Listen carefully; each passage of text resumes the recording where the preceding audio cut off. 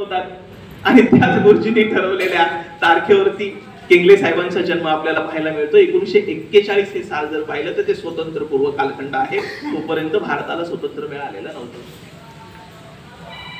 त्या परिसरात ज्यांचा जन्म झाला, खरं तर शंकर विठू केंगलेंबद्दल का बोलायचं त्याच्या पाठीमागचं कारण अगोदर सांगतो की जेव्हा मी काही पानांचं त्यांच्यावरचं साहित्य वाचलं, त्यांच्यावरचं लिखाण वाचलं, तुम्ही म्हणाल की एखादा व्यक्ती सभापती झाला म्हणजे फार काय मोठं यश मिळवलं का?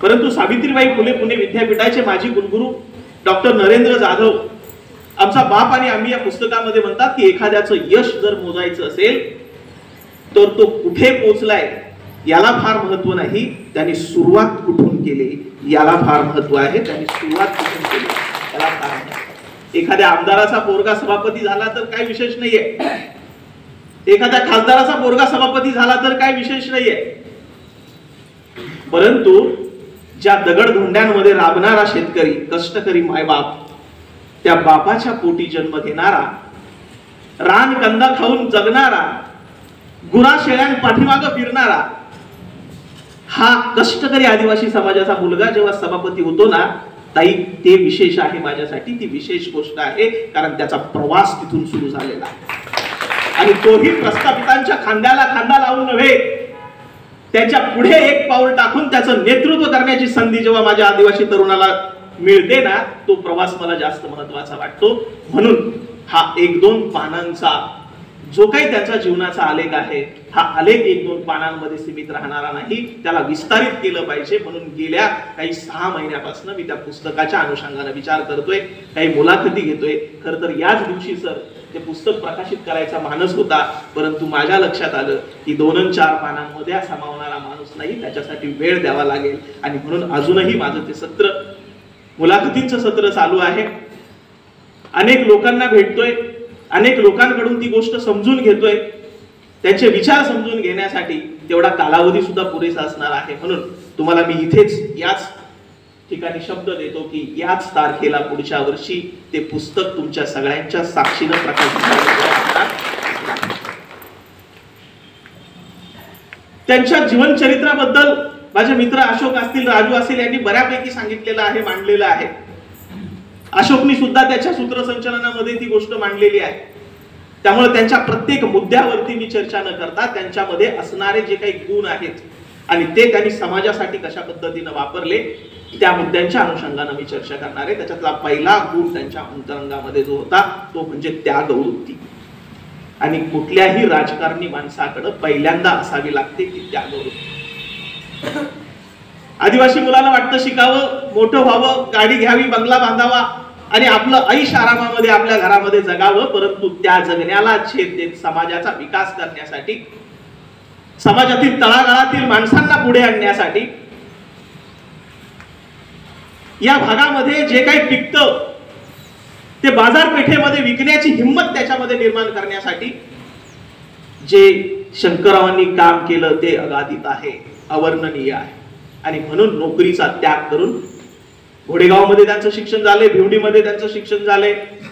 त्यावेळेस शालांत प्रमाणपत्र परीक्षा पास झाले की लगेच शिक्षक होता यायचं,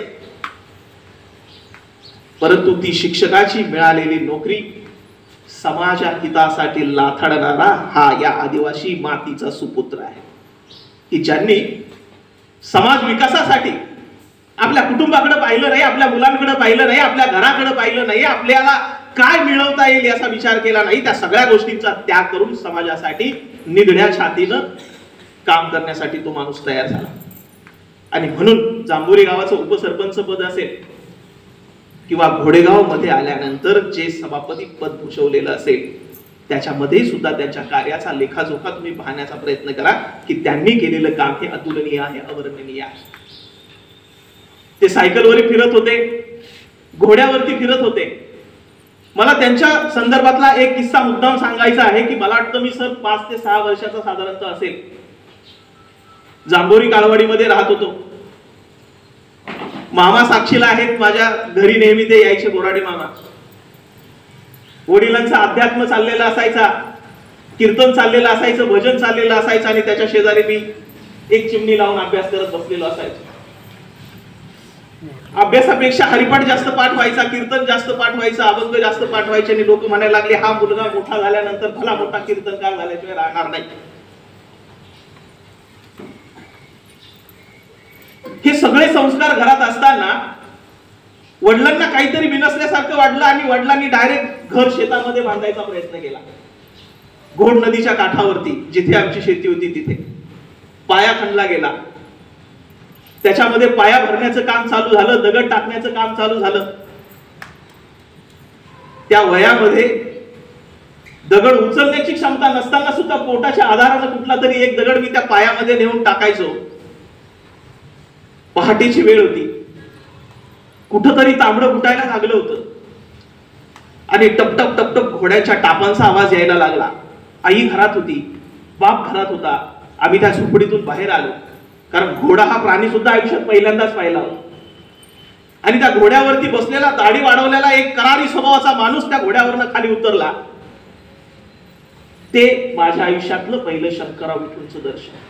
मला खरंच सांगतो मित्रांनो, तो शिवाजी महाराज बसला आणि ते पुढे आले, वडिलांना सांगू लागले की अरे वेडा झालास का,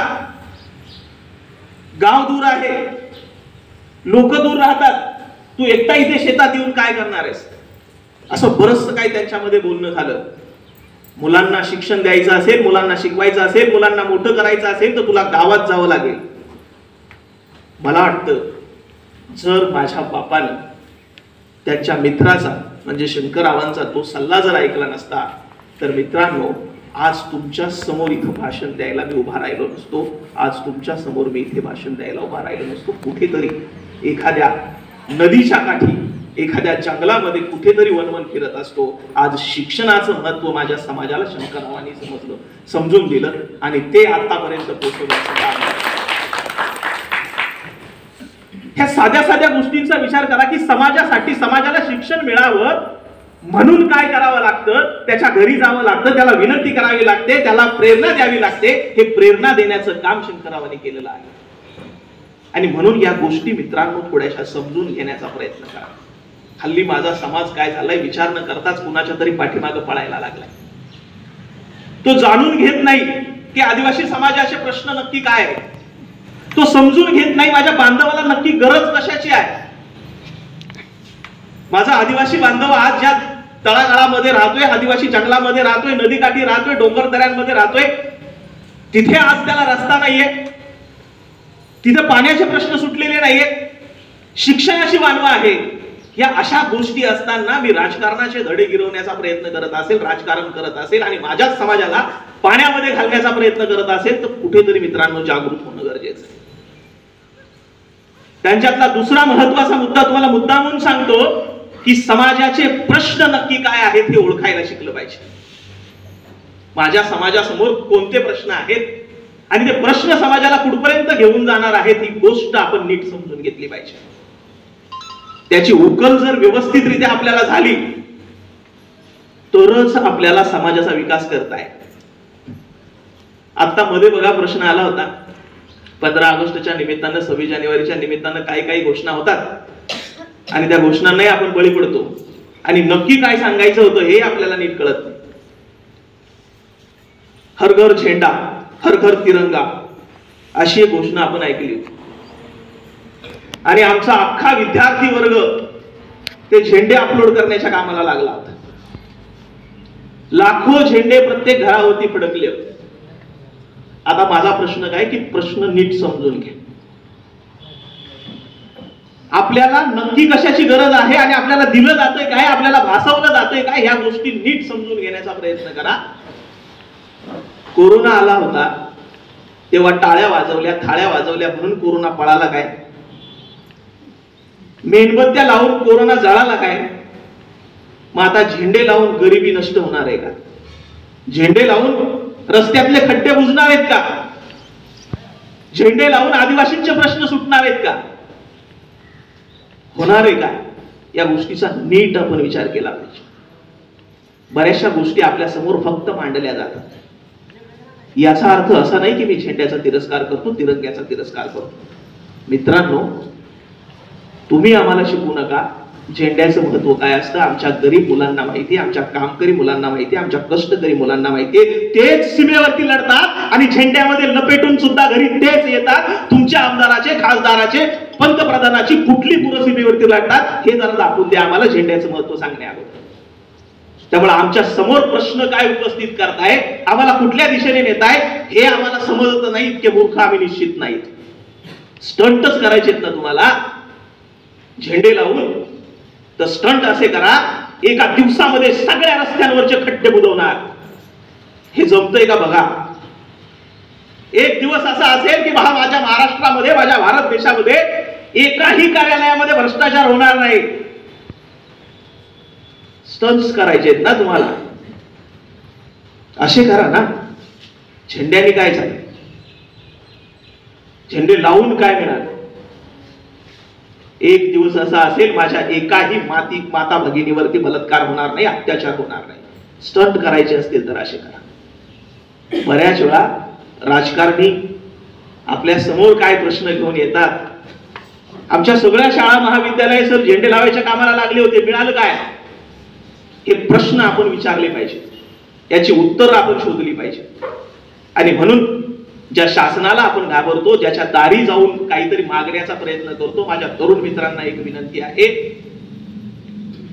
देवाजी तोफाचं कार्य समजून घ्या. पेसा नीट अभ्यासा.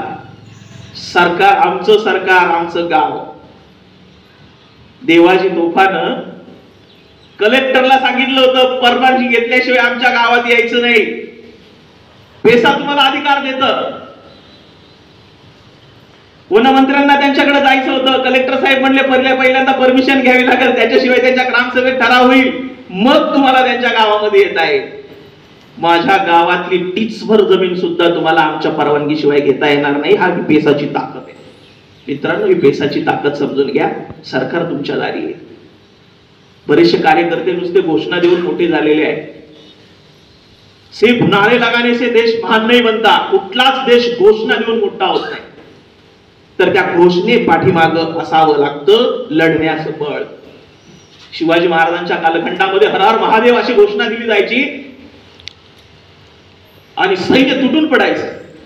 आता आम्ही फक्त घोषणा देतो आणि कार्यक्रम संपला की कुठं जातो याची सांगायची गरज नाही. समीर हसतोय, समीरला माहिती सगळी परिस्थिती की आमच्या कार्यक्रम झाले, चर्चा झाली, मंडळ, उरलेला पैसा कुठे चिरवायचा असतो आम्हाला चांगल्या पद्धतीनं माहिती. तिथून पुढे खऱ्या अर्थानं काम होणं गरजेचं आहे. सर माझा एक मित्र भेटला, तो म्हणाला आदिवासी संस्कृती टिकली पाहिजे, त्याच्यासाठी काम करायला पाहिजे. म्हणून तो दररोज बाटली घेऊन पळायचा. तो म्हणला आदिवासी संस्कृतीमध्ये दारूला फार महत्व आहे, दारू टिकली तरच आदिवासी संस्कृती टिकवेल.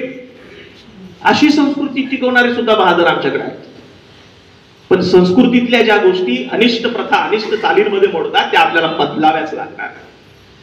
आणि म्हणून माझ्या कार्यकर्त्यांना विनंती आहे की मित्रांनो, प्रश्न समजून घ्या, त्या प्रश्नाच्या मुळाशी जाण्याचा प्रयत्न करा. राजकारण समजून घ्या, राजकारण्यांची नीती समजून घ्या. आपल्या समाज हितासाठी ती गोष्ट महत्वपूर्ण आहे की नाही याचा बारकाईने विचार करा, तरच त्यांच्या वळचणीला जाऊन उभे राहा, नाहीतर स्वतंत्र पक्ष घोषित करा. जो माझ्या समाजाला न्याय देईल त्याच्या पाठीमागे मी उभा राहील, परंतु जो माझ्या समाजावरती अन्याय करेल त्याच्या विरोधात मी पाऊल टाकल्याशिवाय राहणार नाही. ही गोष्ट समजून घ्या, नाहीतर